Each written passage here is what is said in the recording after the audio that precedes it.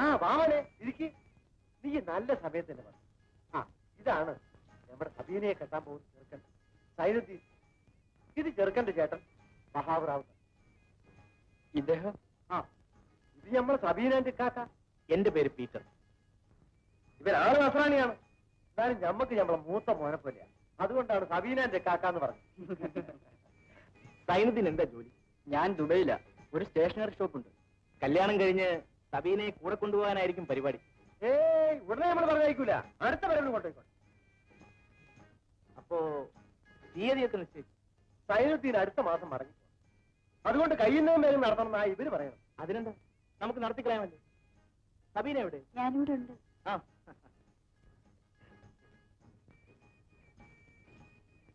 ചെറുക്കനെ നിനക്ക് ഇഷ്ടപ്പെട്ടു?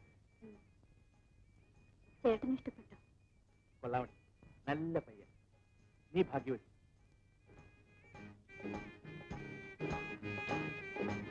അപ്പൊ നമുക്ക് നിങ്ങൾ സംസാരിക്കും, ഞാൻ ഇറങ്ങട്ടെ. ഇന്നിവിടെ നെയ്ച്ചോറ് വെച്ചിട്ടുണ്ട്, അത് കഴിക്കാണ്ട് പോകാൻ പറ്റൂല. എന്റെ പങ്ക് ഞാൻ വൈകുന്നേരം വന്ന് കഴിച്ചോളാം. ഒരു അത്യാവശ്യ കാര്യം വരട്ടെ. മോന്റെ പെങ്ങളും സബീനെ ഒരുമിച്ചാ പഠിക്കണം. ഞങ്ങളൊരു കുടുംബം പോലെയാ കഴിയുന്നത്.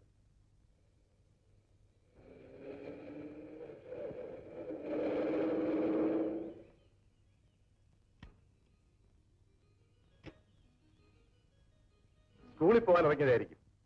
അതെ. നിങ്ങൾ ആവശ്യപ്പെട്ട 10,000 രൂപ ഞാൻ ജെയിംസ് അച്ഛനെ ഏൽപ്പിച്ചിട്ടുണ്ട്. അത് വാങ്ങിച്ചിട്ട് കഴിയും വേഗം എനിക്ക് ഈ പുര പൊളിച്ചു മാറ്റിത്തരണം. ഓ, അതിനെന്താ? കേട്ടോ അശ്വതി, ഈ വഴക്കും വയ്യാവേലിയൊന്നും ഇല്ലാതെ നമുക്ക് സമാധാനമായി ആദ്യമേ ഇതങ്ങ് തീർക്കാമായിരുന്നു. ഞങ്ങൾ വഴക്കിനൊന്നും വന്നില്ലല്ലോ. നിങ്ങൾക്ക് വേണ്ടി അന്യടത്തം വന്നില്ലേ? അതിലേ എനിക്ക് വിഷമമുള്ളൂ. പീറ്റർ അന്ന് ഇടപെട്ടില്ലായിരുന്നെങ്കിൽ ഞങ്ങളെ ഇറക്കി വിടില്ലായിരുന്നോ? അത് നിങ്ങളുടെ തോന്നലാ. അശ്വതിക്ക് വിഷമമാണെങ്കിൽ ഞാൻ ഇപ്പോഴും ഈ സ്ഥലം വേണ്ടെന്ന് വെച്ചേക്കാം. അയ്യോ വേണ്ട, ഞങ്ങൾ ഇറങ്ങി തന്നേക്കാം. അശ്വതി, സ്കൂളിലേക്കാണെങ്കിൽ ഞാൻ വണ്ടി വിട്ടേക്കാം. വേണ്ട, ഞാൻ നടന്നു പൊയ്ക്കോളാം. ലക്ഷ്മേ, സത്യം പറഞ്ഞാൽ എനിക്ക് നിങ്ങളെ ഇവിടുന്ന് മാറ്റണമെന്നില്ല. പിന്നെ ആ എരപ്പാളി ഇവിടെ കയറ്റുന്നതുകൊണ്ടാണ് എനിക്ക് ഒരു വാശി തോന്നിയത്. ഞാനൊരു അന്യനാണെന്ന് കരുതരുത്. എന്ത് സഹായം വേണമെങ്കിലും ഞാൻ ചെയ്തു തരാം. ഞങ്ങൾക്ക് നിങ്ങളുടെ ഒരു സഹായവും വേണ്ടേ?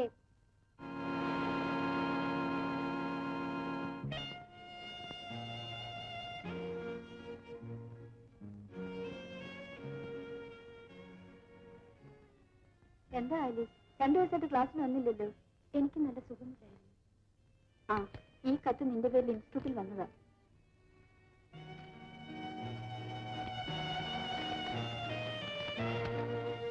എന്റെ ആലീസ്, തീരെ പ്രതീക്ഷിക്കാതെ എനിക്കിന്നൊരു യാത്ര പുറപ്പെടേണ്ടി വന്നു, ജപ്പാനിലേക്ക്. നേരിൽ കണ്ട് നിന്നോട് യാത്ര പറയാൻ വേണ്ടിയാണ് ഞാൻ നിന്റെ വീട്ടുവാതിൽക്കൽ വരെ വന്നത്. പക്ഷേ പീറ്റർ അവിടെ ഉണ്ടായിരുന്നത് കൊണ്ട് ഒന്നും സംസാരിക്കാൻ കഴിയാതെ തിരിച്ചു പോരേണ്ടി വന്നു. മടങ്ങി വന്നാലുടൻ നമ്മുടെ വിവാഹം നടത്താമെന്ന് അപ്പൻ സമ്മതിച്ചിട്ടുണ്ട്. അവിടെ എത്തിയാലുടൻ കൂടുതൽ വിവരത്തിന് ഞാൻ എഴുതാം. സ്നേഹചുംബനങ്ങളോടെ, നിന്റെ ജോണി.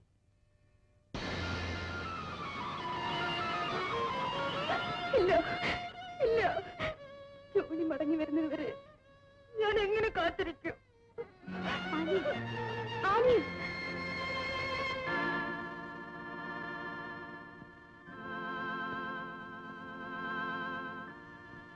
ഞാൻ എങ്ങനെ ഇനി മനുഷ്യരെ മുഖത്ത് നോക്കും? എത്ര കാലം ഞാനിത് മറച്ചു വെക്കും? നീ വിഷമിക്കാതെ, സമാധാനം. എന്ത് സമാധാനം അടച്ചോ? ഞാൻ ഗർഭിണിയാണെന്ന് അറിഞ്ഞാൽ എന്റെ അമ്മ തല തല്ലിച്ചാവും. ചേട്ടൻ വീടിന് തീ വെക്കോ? അങ്ങനെയൊന്നും ഉണ്ടാവില്ല. അച്ഛൻ എന്നെ രക്ഷിച്ചില്ലെങ്കിൽ ഞാൻ എന്തെങ്കിലും വിഷം കുടിച്ച് ചാവും അച്ചോ. ഗർഭിണിയായി ഞാൻ എന്നെ ജീവിച്ചിരിക്കില്ല അച്ചോ, ജീവിച്ചിരിക്കില്ല. കരയാതെ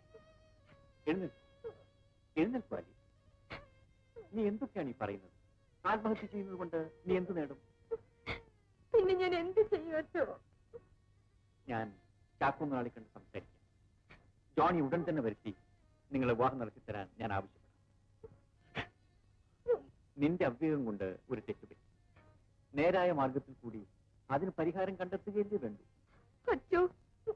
നീയും ജോണിയും തമ്മിലുള്ള ബന്ധത്തിന്റെ സത്യാവസ്ഥ അറിയാവുന്ന ഒരു വൈദികൻ എന്ന നിലയിൽ നിന്നെ സഹായിക്കാൻ ഞാൻ ഉണ്ടായിരിക്കുമ്പോൾ ആരെതിർത്താലും നിങ്ങളുടെ വിവാഹം ഞാൻ നടത്തിച്ചു. നീ സമാധാനമായി പോകും.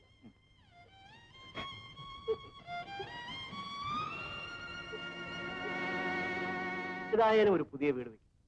അത് ഭംഗിയായിരിക്കും. ചുരുങ്ങിയത് 2-3 മുറിയെങ്കിലും. വീട് കെട്ടിക്കാനൊന്നും എനിക്ക് അറിഞ്ഞുകൂടാ കുഞ്ഞെ. അതൊക്കെ നമുക്ക് ചെയ്യിക്കാം. ഇത് പൊളിച്ചാൽ ഒന്നും കാണുമെന്ന് തോന്നുന്നില്ല. ഓ, ഇതൊക്കെ പൊടിഞ്ഞിരിക്കുക. അച്ഛൻ്റെ കയ്യിൽ നിന്ന് രൂപ വാങ്ങി? ഇല്ല.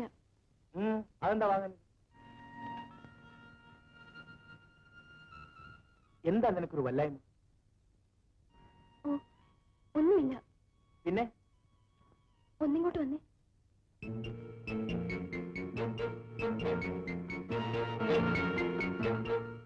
എന്താ ചുരി? ഞാനൊരു കാര്യം പറഞ്ഞ സമാധാനമായിട്ട് കേൾക്കുമോ?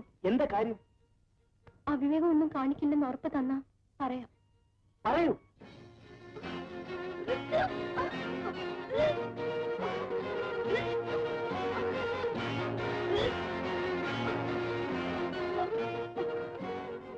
ആലീസ്,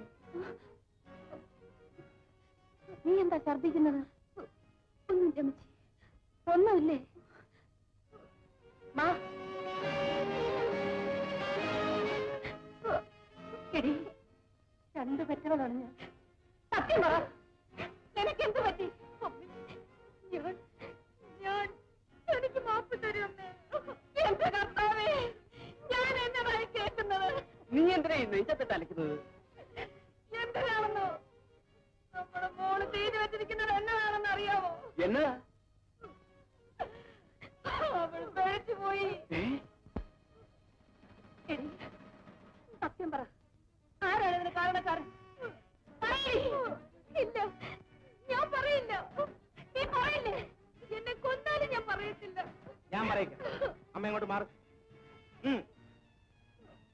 അമ്മേ, അകത്തേക്ക് കയറി.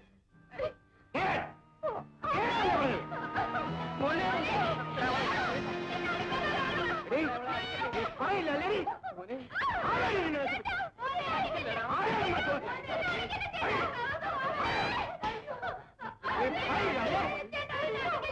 പറഞ്ഞില്ലെങ്കിൽ നിന്നെ ഒന്ന് ഞാൻ കൊല്ലും.